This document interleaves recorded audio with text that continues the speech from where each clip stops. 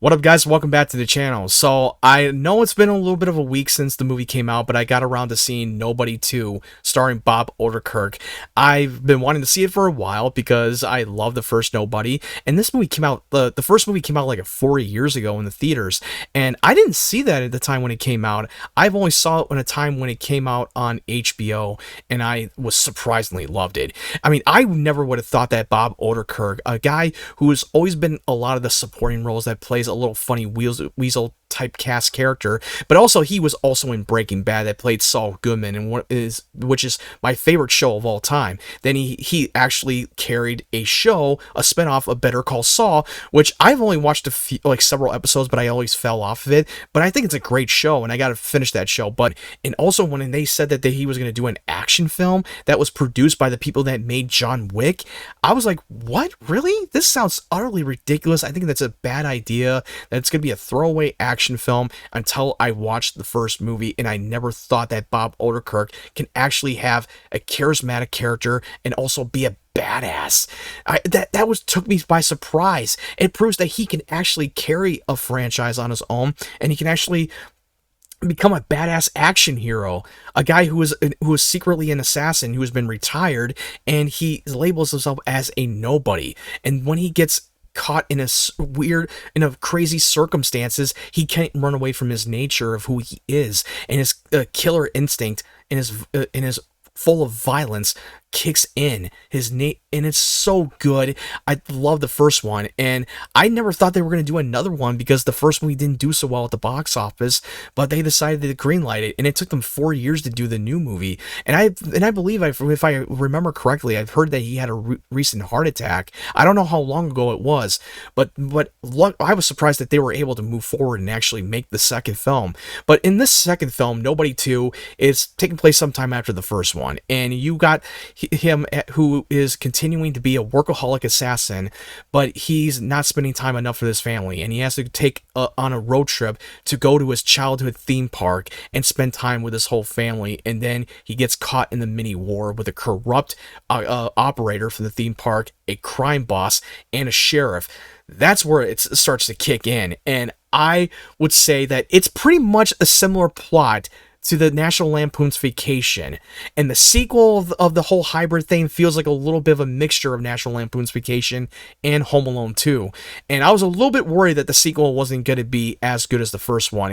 It's a little bit of risky when you made the first film so good that it's difficult to do another sequel, and it's difficult to live up to the hype. But I will say it's a straightforward, basic film that is playing the same trope that we've had seen before. And if you've seen this in the trailer, if you've seen my trailer reaction and you've seen the trailer on your own, there is one scene in the arcade where his daughter gets slapped upside her head by a security guard.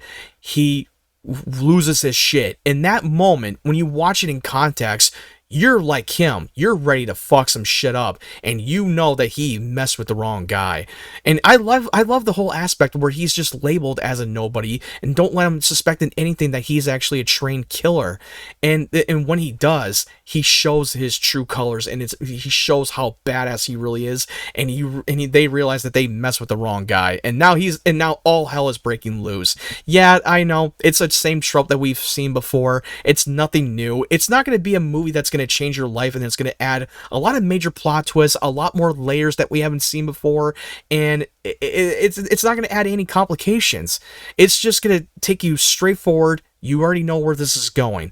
But I will say that they actually deliver the entertainment with the action fight choreography, coming up with some creative ways of how to kick someone's ass using anything as a weapon, which is something that the John Wick franchise has done many times before.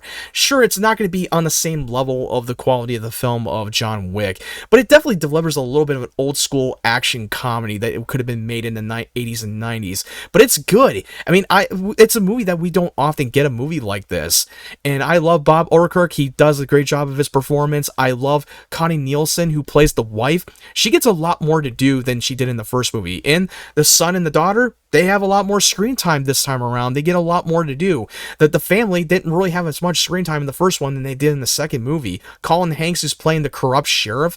I thought he was pretty good. Sure, he wasn't the best established villain, but I love Colin Hanks as an actor. And then you have Sharon Stone, who's playing a crime boss.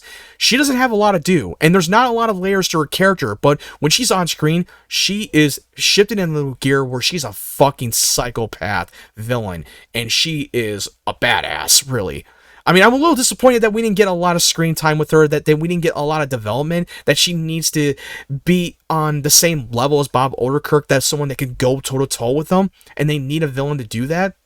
Christopher Lloyd, who's playing the grandfather, who is Bob Odenkirk's father in the movie. He was great in the first one, and he was awesome in the second film, even though he's not in the film much. But him and screen time between the two of them was great. RZA, who's playing the brother in the movie, who was only showed up for a brief moment in the third act finale in the first movie. I thought his screen time with these two was so good, and his character Bob Odenkirk just wanted to spend time with his childhood and create memories. And there's some deep moments in the film that I really enjoyed. I mean, there are some emotional moments, but other than that, this is just for an entertainment from beginning to end, and I really loved it. I don't know if I'm ready to say that this is better than the first one, but it definitely follows that same like formula, like Home Alone 1 and 2, for instance. The first movie, Home Alone, was definitely a better film, but the second film was far more entertaining than the first one, and I feel like that comes on the same level as this. Comparing to that, I think that the second film is a highly more entertaining. The third act finale became glorious when it comes to action, and I would not be surprised that they want to go back and do another one, and I think Bob Odenkirk just really continues to shine. I'm going to give this movie an 8.5 out of 10. That's my rating. I still wish they would add a lot of deep narrative moments, but this is not going to be a movie that's going to win Oscars. It's not going to change your life by any means. You're just sit there just to have a popcorn shoved in your face and have a great time and have a great ride from beginning to end, and that's what this movie delivered. Anyway, what did you think of Nobody 2? Let me know your thoughts in the comment section below. If you like this review, make sure you hit that like button. It definitely helps the YouTube algorithm, and it shows you that you enjoyed my video. And if you are new to the channel, make sure you hit that subscribe button and turn on the bell notification so you know when my videos are up. And if you want to follow my social media platforms, the link tree will be down in the description down below. Anyway, thank you guys for watching. I hope you guys have a great day, great evening, wherever you're from, and stay tuned for more of my content.